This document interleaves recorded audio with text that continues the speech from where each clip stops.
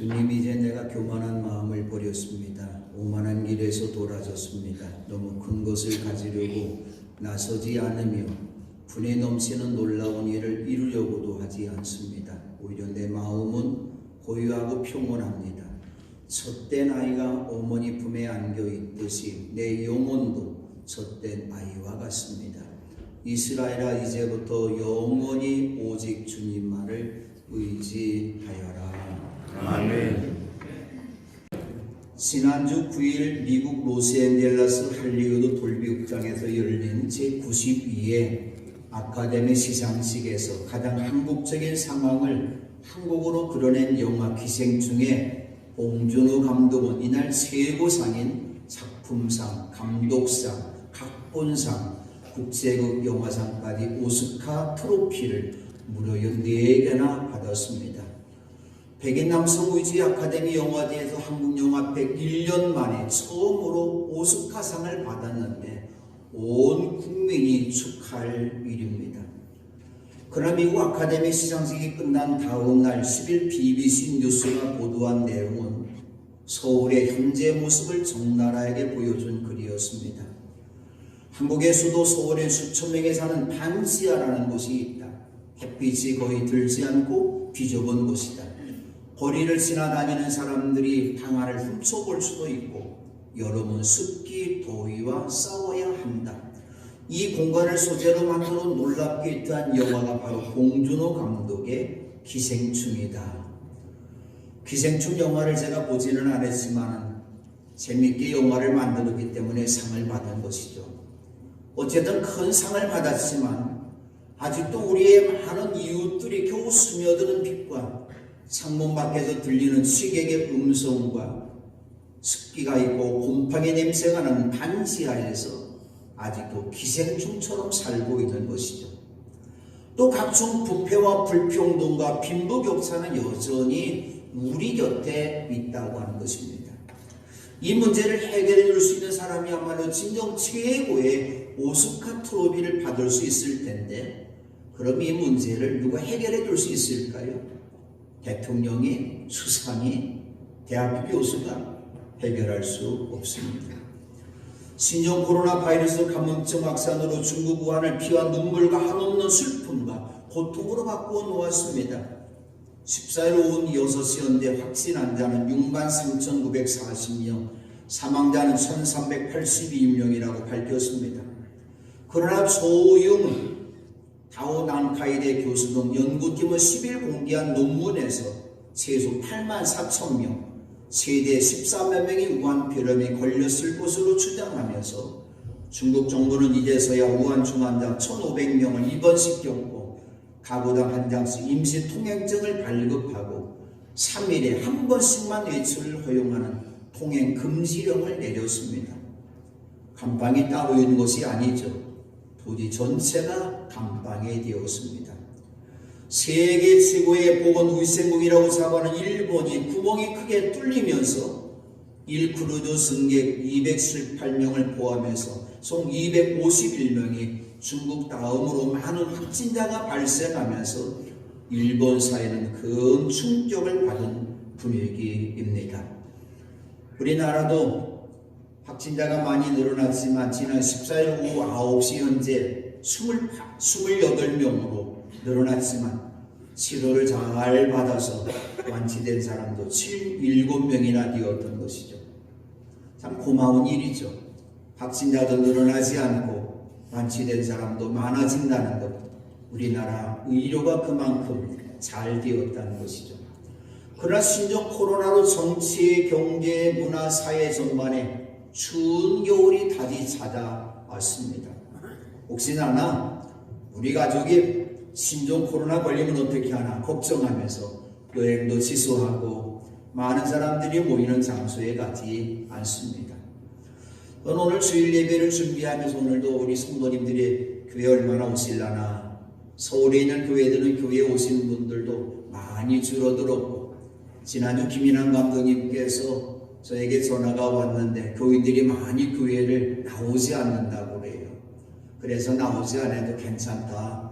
좀 교회 오실 때는 마스크를 꼭 쓰고 이제 우리 서로 악수하지 말고 눈빛으로만 인사하자. 근데 오늘 우리 교회에 나오신 거 볼 때 얼마나 감사한지 모릅니다. 오늘 우리가 중국을 비롯한 모든 나라에서 신종 코로나가 더 이상 번지지 않고 사라지기를 우리 기도해야 될 것이죠. 어쨌든 이런 일이 있게 되면 우리 마음속에 평온함이 사라지고 불안한 마음이 자리 잡고 있는데, 오늘 이 시간 여러분의 마음속에 우리 주님 주시는 평온함의 은혜, 하나님께서 주시는 선물 평화가 함께 하시기를 바랍니다. 아멘. 10길 물속은 알아도 한 길 사람의 마음은 모른다고 합니다. 그래도 사람들이 자기 마음을 꽁꽁 머리카락 보일라 꽁꽁 숨겨두고 있어요. 근데 자기가 꽁꽁 숨겨놓았던 자기의 마음을 얼굴 표정으로 스스로 나타내고 있습니다. 얼굴은 바로 마음의 거울이기 때문입니다. 얼굴에 오른 우리말은 영혼이라는 뜻이고 굴은 통로라는 뜻이죠. 그래서 숨겨놓았던 속 깊은 마음이 얼굴로 나타난다는 것이죠. 우리는 멍한 사람을 보면 얼빠졌다 그렇게 말을 합니다. 기분이 좋은 사람의 얼굴과 기분이 나쁜 사람의 얼굴은 다르죠. 죽은 사람의 얼굴과 산 사람의 얼굴도 무척 다릅니다. 미움이 있는 얼굴과 포근한 사랑 있는 얼굴도 다릅니다. 은혜 받은 사람의 얼굴과 은혜가 없는 사람의 얼굴도 다릅니다. 우리 어렸을 때 교회 앞에서 이 노래를 많이 불렀는데, 이런 노래도 사과 같은 내 얼굴 예쁘기도 하지요. 눈도 빵끝 코도 빵끝 입도 빵끝 오곡 같은 내 얼굴 미흡기도 하지요. 눈도 삐뚤 코도 삐뚤 입도 삐뚤. 근데 왜 호박을 표현했는지 모르겠어요. 호박이 구수하니 맛있는데, 어쨌든 여러분의 얼굴 모습이 사과 같은 얼굴 모습이 되시기를 바랍니다. 한번 옆 사람을 한번 쳐다보세요. 옆 사람에게 내 얼굴 모습이 어떤 모습인지 알려주세요. 어떤 모습일까요? 사과같이 기쁘고 즐거운 얼굴일까요? 착하고 예쁜 얼굴일까요? 은혜 받은 얼굴일까요? 걱정 의심이 가득한 얼굴일까요? 은혜가 없는 험악한 얼굴일까요? 오늘 이 시간 여러분 모두가 평온한 얼굴이 되어지는 은혜가 있기를 바랍니다. 아멘. 우리가 내 마음을 안다면 내 얼굴 모습을 상대가 이야기해 주지 않아도 어떤지 알 수가 있습니다. 이 시간 여러분 모두가 걱정과 근심, 슬픔과 염려하는 마음을 가지고 왔다 할지라도 하나님께서 주시는 은혜를 받기 위해서 영과 진리로 예배드릴 때 여러분의 얼굴과 마음이 오늘 본문에 나오는 다윗처럼 평온하게 되어지는 은혜가 함께 하시기 바랍니다. 아멘. 그 다윗의 마음이 어떻게 해서 평온하게 되었을까요? 사실 다윗의 삶의 달인 언제나 평온할 수가 없었던 것이죠. 어린 나이에 이스라엘 군대에 하나님을 모욕하는 키가 6굽이다고도 한 뼘이나 더 되는, 오늘 우리 미터로 말하면 3미터 고고 아닙니까? 그런 골리앗 장군 앞에 서야 됐던 것이죠. 골리앗을 쳐도 죽이고 블레셋으로부터 나라를 구해주었지만 왕 사울로부터 시기와 박해를 받으면서 그가 창을 던져 자기를 죽이려 했지만 피해서 목숨을 건졌고, 사울 왕의 칼날을 피해서 늘 도망 다녔던 모습이 다윗입니다. 바세바를 통해서 낳은 아들이 몹시 앓다가 여러 날 동안 몹시 앓다가 죽었습니다. 그 아들이 아픈 모습을 보면서 다윗이 식음을 다 전폐하고 하나님 앞에 내 아들 살려달라고 기도했는데 결국 죽고 말았어요.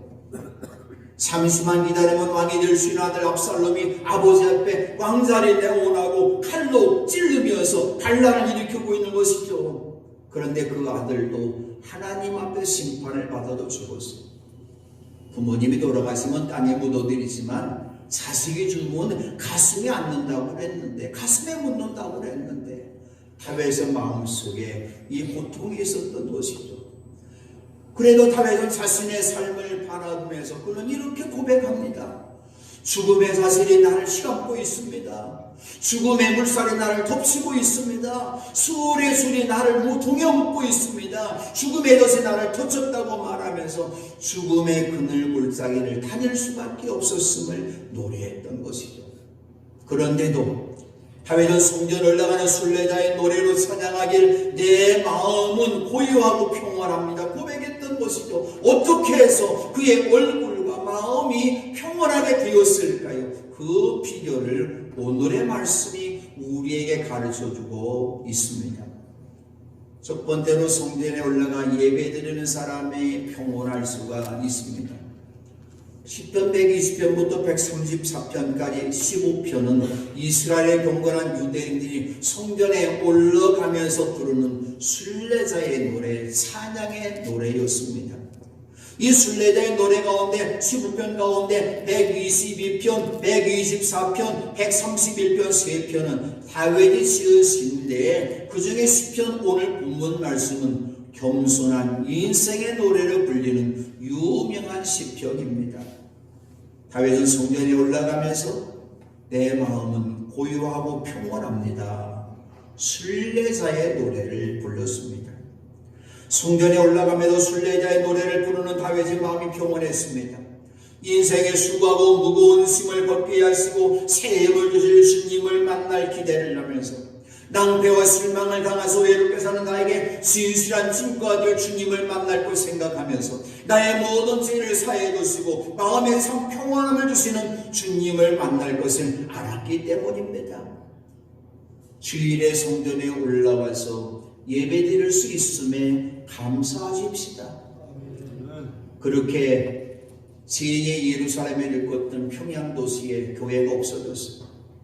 공산당은 교회를 없애는 거예요. 예수 믿는 사람들을 죽이는 거예요. 공산화 되어서는 안 된다고 하는 것이죠. 우리가 하나님 앞에 예배드릴 수 있는 것, 하나님께서 베푸시는 이 은혜에 감사해서 기쁨으로 우리의 마음과 입을 열어서 큰 소리로 찬양과 기도 드릴 때 하나님께서 우리에게 마음에 우리 얼굴에 평온의 은혜를 주실 줄로 믿습니다. 바로 예배는 우리 마음을 평온하게 만듭니다. 그러므로 하나님의 말씀 앞에 아멘으로 받아서 나의 영혼으로 양식을 삼으시기 바랍니다. 하나님께서 분명히 이 시간에 여러분의 얼굴과 마음을 평온하게 만들어 주실 것입니다. 두 번째로 교만한 마음을 버리는 사람이 평온할 수가 있습니다.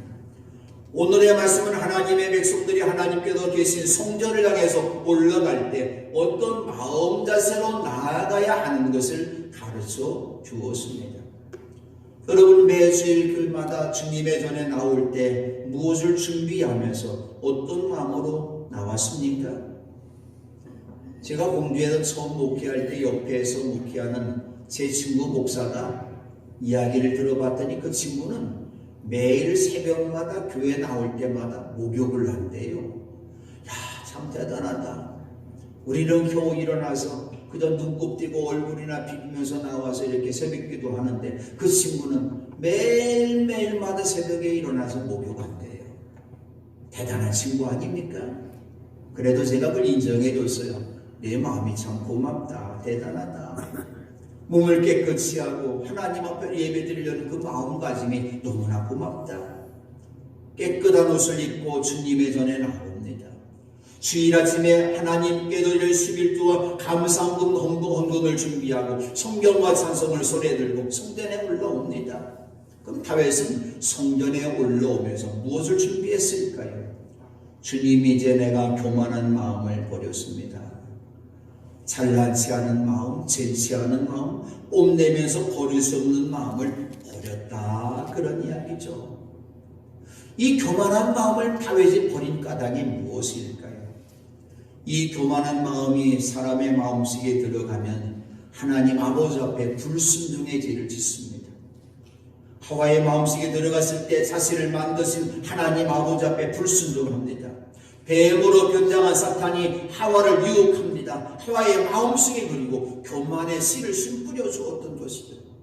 하나님은 아담에게 말씀합니다. 아담아, 동산에 있는 모든 나무 열매는 네가 먹고 싶은 대로 마음껏 먹어라. 그러나 선과악을 알게 하는 나무 열매만은 먹어서는 안 된다.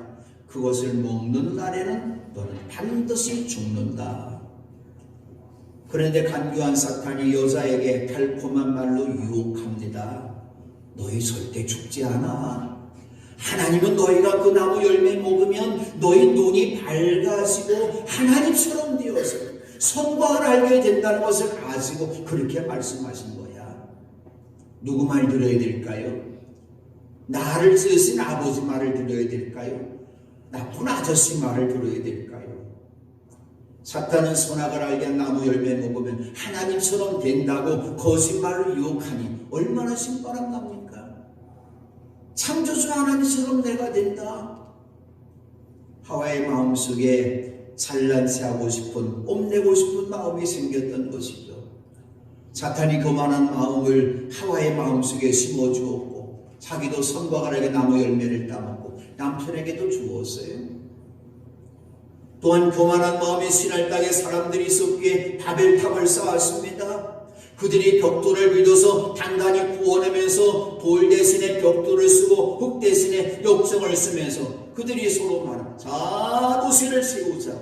그 안에 탑을 쌓고서 탑 꼭대기가 하늘에 닿게 하자. 우리 이름을 알리고 온 땅 위에 흩어지지 않게 하자.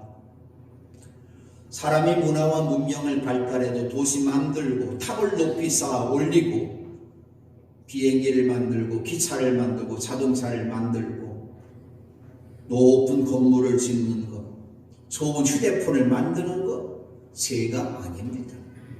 사람은 하나님이 주신 지혜를 따라서 문화와 문명을 발달시켜야 합니다. 근데 신할 땅의 사람들이 도시를 세우고 탑을 높이 세우라는 동기가 불순한 것이죠. 하나님의 심판에 도전하는 죄를 지은 것이죠. 신할 땅의 사람들은 노아 시대에 하나님께도 세상을 물로 심판하셨다는 것을 알고 다시 하나님 앞에 하나님이 물로 심판하신다 할지라도 심판받지 않으려면 탑을 높이 쌓아 올리면 아무리 비가 많이 와도 우리 살지 않겠느냐? 그래도 탑을 높이 쌓은 것이죠. 죄를 지으면 안 된다는 걸 알아야 되는데 그저 심판받는 게 두려워서 심판받지 말자 그런 이야기죠. 하나님이 말씀하셨어요. 하늘에 무지개를 두시면서 내가 다시는 물로 심판하지 않는다. 하나님의 말씀 앞에 아멘하고 믿어야 되는데 하나님의 말씀 앞에 순종하고 따르는 것이 아니라 물로 심판받는 것만 생각해서 심판받지 않으려면 탑을 높이 쌓자. 교만한 마음으로 탑을 쌓았습니다. 하나님은 교만한 사람을 그냥 두지 않으십니다. 신할 땅에 내려오신 하나님께서 사람들이라는 모든 말을 뒤섞어서 그들이 서로 알아듣지 못하게 하십니다. 사람들이 말이 통하지 않으니까 그들은 탑을 쌓고 도시는 세우를 일을 할 수가 없어서 온 땅에 흩어졌던 것이죠. 하나님께도 신할에서 온 세상의 말을 뒤섞어졌다고 해서 사람들은 그곳의 이름을 바벨이라고 하였습니다. 그렇습니다. 사람이 교만하면 말 그대로 뒤섞이는 인생을 살게 되는 것이죠. 성경에 교만이라는 단어가 제일 처음 나오는 구절은 출애굽기 9장 17절 말씀인데 그런데 너는 아직 교만한 마음을 버리지 못하고 나의 백성을 내보내지 않는다. 이 말씀은 모세가 이집트 바로 앞에 나가서 하나님의 백성 이스라엘 백성들을 해방시켜달라고 우리 백성들이 하나님 앞에 예배드리러 가야 되겠으니 해방시켜달라고 말했지만 계속 종으로 부려먹으려고 놓아주지 않는 바울의 마음을 이야기한 것입니다. 바로는 교만한 마음을 버리지 못해서 이스라엘 백성을 놓아주지 않았기 때문에 이스라엘 나라에 큰 재앙이 내렸던 것이죠. 교만한 끔찍한 재앙이 찾아온 것이죠. 마다들이 죽는 고통이 찾아온 것이죠. 다윗은 하나님 앞에 나아갈 때 자신의 마음을 살펴보니까 교만으로 세워져 있음을 알았어요. 교만한 마음으로 하나님 앞에 설 수 없음을 깨닫고 주님 이제 내가 교만한 마음을 버렸습니다. 다윗은 사실 교만한 마음이 많이 있었어요. 그런 조건들이 많이 있습니다. 자기보다 키가 2배나 크고 힘이 있는 블레셋 골리앗 장수를 물맷돌로 물리쳤다는 건 자랑할 일 아닙니까?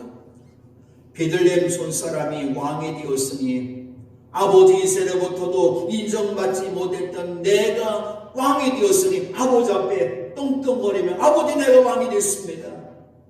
형님들처럼 내가 대접받지 못했지만 내가 왕이 됐습니다. 교만할 수 있는 것이죠.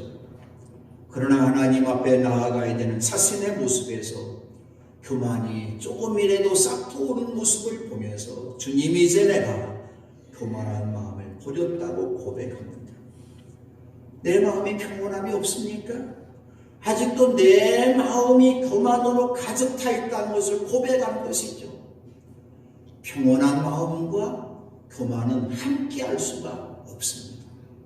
한 그릇에 있는 교만이 다 나가야만이 내 마음 속에 하나님이 주시는 평온함이 있다고 하는 것이죠. 그러므로 이 시간 교만한 마음 버리십시다. 십자가에 우리 교만한 마음을 다 못을 받고 하나님 주시는 평온함의 은혜가 함께 하시기 바랍니다. 아멘. 세 번째로 오만한 길에서 돌아서는 사람이 평온할 수가 있습니다. 오만이 뭘까요? 젠체하며 남을 업신여기는 태도가 있다고 하는 것이죠. 다시 말하면 오만은 교만보다 더 나쁜 마음입니다. 그저 교만은 혼자서 잘난 체하며 뽐내기만 하지만 오만은 잘난 체하면서 남을 업신여기는 것이기 때문에 오만은 교만의 죄에다가 남을 업신여기는 죄를 추구한 것이죠. 시편을 시작하면서 복 있는 사람이 누구인지를 말씀합니다. 복 있는 사람은 악인의 길을 따르지 아니하며 죄인의 길에 서지 아니하며 오만한 자의 자리에 앉지 아니하며 죄 있는 사람의 진행 과정을 보여주고 있는 것이죠. 악인의 길을 따르다 보면 죄인의 길에 서고 죄인의 길에 서다 보면 오만한 자리에 앉아서 죄를 계속 짓는다는 것이죠. 그러나 복 있는 사람은 악인의 길을 따르지 않고 죄인의 길에 서지 않고 오만한 자의 자리에 앉지 않는 사람이라고 한 것이죠. 우리가 왜 오만을 버려야 될까요? 오만하면 10절 75편 10절에도 말씀합니다. 주님은 악인의 오만한 뿔을 모두 꺾어 부수시고 하나님의 오만한 것을 꺾어 부수신다는 것이죠. 그러나 의인의 자랑스러운 뿔은 높이 들어 올리실 것이다. 시편 94편 2절입니다. 세상을 심판하시는 주님 일어나십시오. 오만한 자들이 받아야 될 마땅한 벌을 내리십시오. 잠언에서도 계속 말합니다. 사람의 마음이 오만하면 멸망이 뒤따르지만 겸손하면 영광이 뒤따른다. 어리석은 사람은 죄 짓는 것만 계획한다. 오만한 사람은 누구에게나 미움을 받는다. 사람이 오만하면 낮아질 것이고 마음이 겸손하면 영예를 얻을 것이라고 잠언이 우리에게 말씀하고 있습니다. 오만하면 하나님의 심판을 받아 멸망받을 것이고 사람들에게 미움받고 낮아지고 마음이 겸손하면 영광에 뒤따르고 영예를 얻을 것이라고 한 것이죠. 더불어민주당은 14일 자기 당을 비판하는 칼럼을 쓴 인민이 고려대 연구교수와 해당 칼럼을 실은 경향신문 담당자에 대해서 5일 검찰이 냈던 선거법 위반 혐의 고발을 철회한다고 밝혔습니다. 그러나 진보교수들의 모임인 민주평화사회를 위한 전국교수자 연구대협회는 칼럼의 내용을 빌미로 필자를 검찰에 고발하는 것은 표현언론의 자유에 완전히 어긋나는 일이라고 말을 했습니다. 또한 민주당 내부에 있던 어느 국회의원이 그런 말을 했어요. 오만은 패망의 지름길이다. 자성의 목소리가 쏟아졌던 것이죠. 그 사람이 여당이었던 야당이었던 오만은 패망의 지름길이라고 한 것이죠. 이 시간 우리 모두가 교만한 마음을 버리고 오만한 길에서 돌아서십시다. 그리고 하나님 주시는 겸손의 옷을 입고 예비하십시다. 분명히 하나님께서 여러분의 마음과 여러분의 얼굴을 평온하게 하실 것입니다. 네 번째로 작은 것에도 감사하는 마음을 가진 사람이 평온할 수가 있습니다. 우리 하나님 앞에 나와서 기도합니다. 기도하는 까닭이 무엇일까요? 구하면 다 주신다고 말씀하셨기 때문에 우리가 하나님 앞에 구하죠. 좀 하나님 돈도 좀 주세요. 우리 사업이 좀 번창하게 도와주세요. 신종 코로나 때문에 사업이 너무너무 어렵습니다. 내 자녀 서울에 대학 들어가게 해주세요. 좀 아파트도 좀 살게 도와주세요. 신축 코로나 걸리지 않게 도와주세요. 우리 하나님은 우리가 간구하는 모든 것을 주시는 좋으신 아버지 있습니다. 구할 때 구하는 걸 주시고, 찾을 때 찾게 하시고, 문을 두드릴 때 문을 열어주시는 좋으신 아버지 있습니다. 그러나 우리 성도들이 하나님의 성전에 나오는 까닭이 무엇일까요? 세상적인 물질을 달라고 간구에 의해서 나오는 것만 비워서는 안 되는 것이죠. 성전에 나오는 까닭이 무엇일까요? 하나님 앞에 예배 드리러 나오는 것이죠. 예배 드리러 나오면서 다윗이 고백합니다. 너무 큰 것을 가지려고 나서지 않으며 분에 넘치는 놀라운 일을 이루려고도 하지 않습니다. 세상적인 것, 큰 것 구하지 않겠다고 하는 것이죠. 다윗이 모든 욕심을 다 버리고 작은 것에도 감사하는 마음을 가졌을 때에 하나님께서 다윗에게 놀라운 복을 주셨습니다. 이스라엘 최고의 왕이 되게 하십니다. 이스라엘 역대 왕들 가운데서 최고로 존경을 받고 사랑받는 왕이 되었습니다. 지금도 이스라엘 안에 국기는 다윗의 별입니다. 하나님께서는 다윗에게 우리가 상상할 수 없을 정도로 놀라운 물질을 주셨습니다. 다윗 하나님의 성전을 사모하며 성전을 지어주고 준비한 것이 있는데 오빌의 금 3,000달란트, 정년된 은 7,000달란트였는데 하나님이 주신 것을 하나님 앞에 다 드렸던 것이죠. 어떻게 드릴 수 있습니까? 주신 분도 하나님이시기 때문에 하나님 앞에 드렸던 것이죠. 하나님은 작은 물고기 2마리와 보리빵 5개에도 감사할 줄 아는 사람에게 더 큰 걸 주시고 평안함을 주시는 주님이십니다.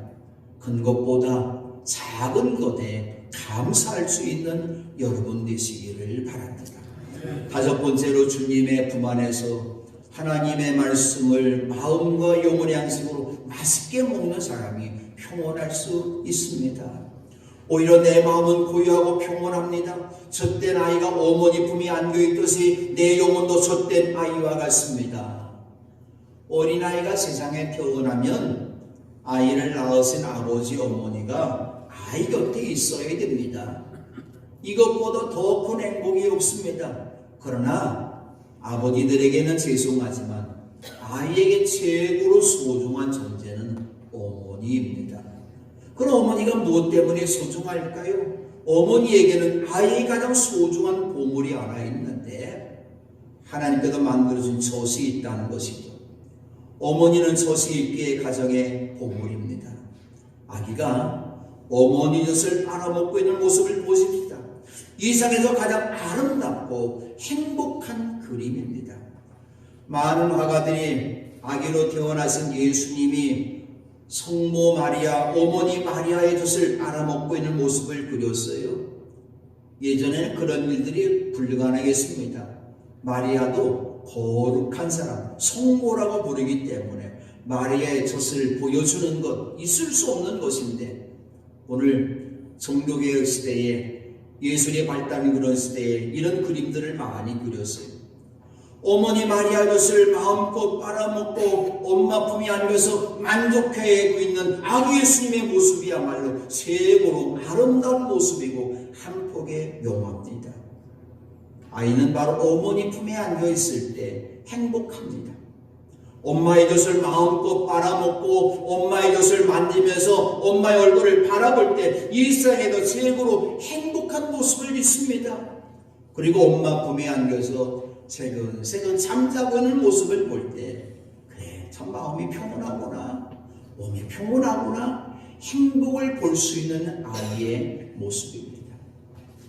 다윗은 아이가 어머니 손속에 먹은 다음에 평온한 마음으로 어머니 품에 안겨있듯이 내 마음도 내 영혼도 하나님의 품에 안겨서 하나님의 말씀을 듣고 말씀을 아멘으로 받아먹고 이제 젖된 아이와 같이 내 마음도 내 영혼도 고요하고 평온하다고 말을 합니다. 사랑하는 성도 여러분, 이 시간 다윗처럼 젖된 아이가 흡족한 것과 같이 여러분의 마음도 여러분의 몸도 여러분의 영혼도 평온의 은혜가 함께 하시기를 바랍니다. 그러므로 예배가 즐거움이 되시기를 바랍니다. 예배드리려 할 때 교만한 마음을 버리십시다. 오만한 길에도 돌아서십시다. 주님 앞에 찬송을 흐르는 기도하며 예배하시기 바랍니다. 그래서 우리 모두가 다윗처럼 어머니 품에 있는 젖된 아이처럼 주님의 품 안에서 평온함과 행복을 누릴 수 있는 여러분 되시기를 바랍니다.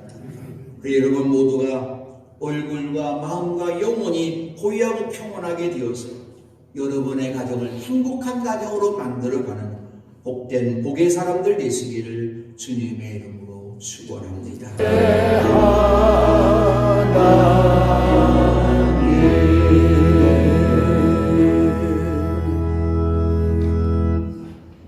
이제는 우리도 예수 그리스도의 은혜와 하나님 아버지의 극진하신 사랑하심과 성령님의 사귐과 교통하심이 주님의 성전을 향해서 나와 거룩함으로 영과 진리로 예배드리며 주님 앞에 귀한 예배로 영광 돌리는 우리 모든 성도들 심령 위에 이제로부터 영원토록 함께 두시옵기를 간절히 축원하옵나이다. 아멘.